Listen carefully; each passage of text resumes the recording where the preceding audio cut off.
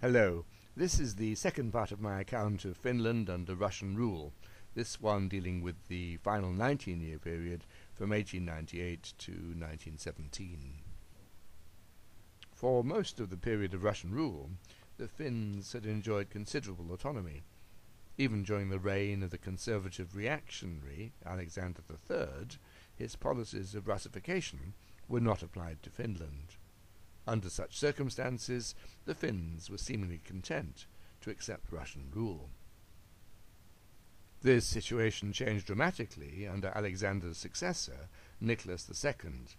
Many leading Finns had assumed that the promises made in respect to Finnish rights and traditions by Alexander I at the assembled Finnish Diet at Porvoo in 1809, when he assumed dominion over the Grand Duchy of Finland, formed a solid base for Finnish autonomy, particularly as they had been renewed by each subsequent Tsar. For Nicholas II and his advisers, by contrast, promises made by earlier Tsars were not binding on their successors, and each Tsar had an imperial prerogative to withdraw such concessions as he saw fit. Nicholas's first agent of oppression was General Nikolai Bobrikov, whom he appointed as Governor-General of Finland in 1898, subsequently giving him dictatorial powers as his personal representative. The Tsar also issued his February Manifesto in 1899, which placed most Finnish legislation under direct Russian surveillance, strengthened censorship, made Russian the language of administration, obliged the Finns to use Russian currency and stamps, and privileged the Russian Orthodox Church. This provoked the Finns to organize a massive petition signed by over 500,000 people. That's around a third of the adult population. The Russians refused to acknowledge this, however, the Tsar himself refusing to receive a large delegation of prominent Finns that had travelled to St. Petersburg to present the petition to him. He also refused to accept a petition from 1,000 or so public figures from across Europe, including Émile Zola, Anatole France, Henrik Ibsen, Herbert Spencer, and Florence Nightingale, all of whom had signalled their support for the Finns, to the delight of the Finns. Further friction was generated in 1901, when the hitherto separate units of the Finnish Defence Force were placed under Russian-speaking officers and NCOs. Another massive protest petition was organized, again with about 500,000 signatures, and there were widespread boycotts of conscription, supported by the wider public. Finally, exasperated by these reactions, the Russians abandoned conscription in Finland, commuting military service into a nominal monetary payment. They also disbanded the Finnish defence units, making Finland entirely dependent on the Russian army in the event of war.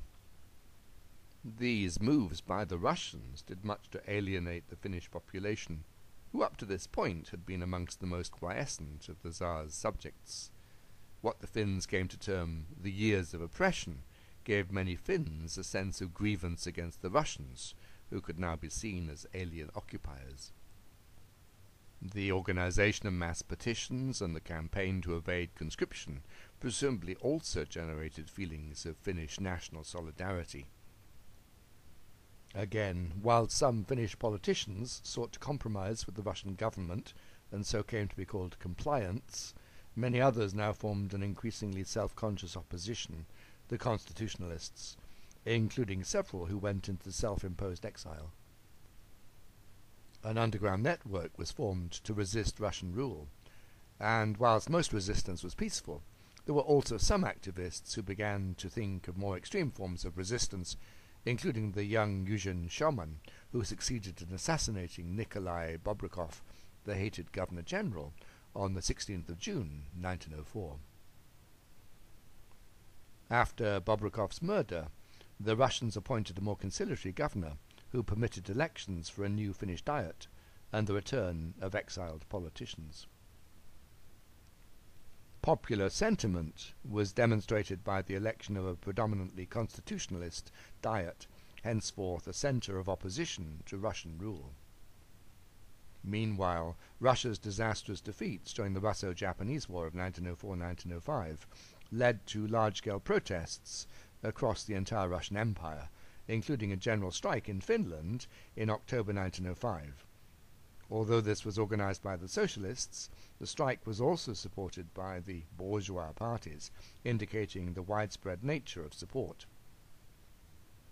In response, as part of a series of concessions by the Russian authorities, notably the formation of the Russian Duma, the empire's first parliament, in May 1906, Nicholas II issued his November Manifesto on the 4th of November 1905, which cancelled many of the restrictive decrees he had previously imposed on the Finns. Furthermore, a newly formed Finnish Senate was invited to submit a draft bill to establish a separate Finnish parliament. This would be the Eduskunta, a 200-member single-chamber parliament to be elected by universal suffrage, that is, with women having equal political rights to men, Finland thus becoming the first European country to fully enfranchise women. Incidentally, globally, the first country to enfranchise women was New Zealand in 1893, but they were then not allowed to stand for election there until 1919. Various states and territories had also given at least propertied women the right to vote in certain types of election, but Finland was the first country to fully implement universal suffrage, allowing all women equal rights to men, both to vote and to stand to be elected.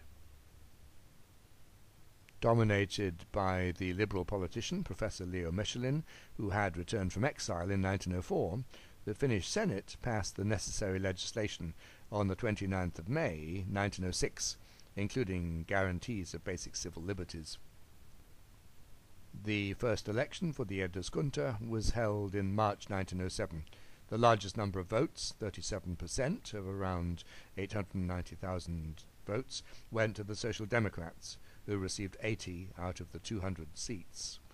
The other major parties were the conservative Old Finns, the liberal Young Finns, the Swedish People's Party, and the Agrarian Union. 19 of the 200 members in the parliament were women. The Senate, rather than the Eduskunta, remained the government, however, and from 1907 onwards this was subject to renewed Russian dominance, as the Tsarist regime recovered its confidence and reimposed autocratic controls across the empire. In the case of Finland, this entailed the resumption of the program of Russification and the appointment of reactionary governor-generals. A specific objective was to curtail the influence of the radical Eduskunta. This included a series of forced dissolutions of the body. For many Finns, these moves destroyed any lingering confidence they may have had in the Tsarist regime. For those on the political left, there were increasing contacts with the various groups of Russian revolutionaries, for some of whom Finland became a sanctuary and a place where they could revive their energies and spirits. Others, particularly upper-class young men, slipped out of the country to join the Prussian army in a separate elite light infantry unit, the 27th Jaeger Battalion. Such was the situation in 1914, when Finland, along with the rest of the Tsarist Empire, entered the hell that was World War I. Apart from the many Finns who had voluntarily enlisted in the Russian armed forces, and the relatively small number who were fighting on the German side in the Finnish Jaeger Battalion, Finland was spared the mass destruction of young lives that was the lot of Russian conscripts.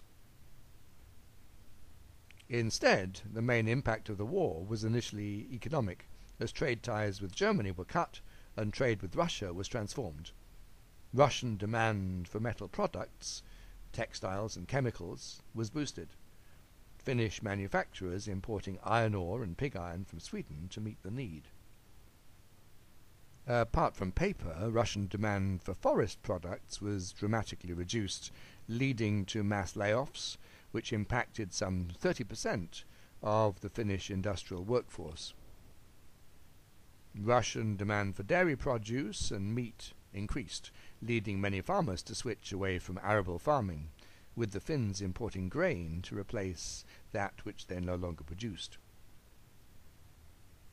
As is so often the case, war profiteers did very well out of these changes in demand, but many others, particularly in the rural areas, suffered from increasing poverty.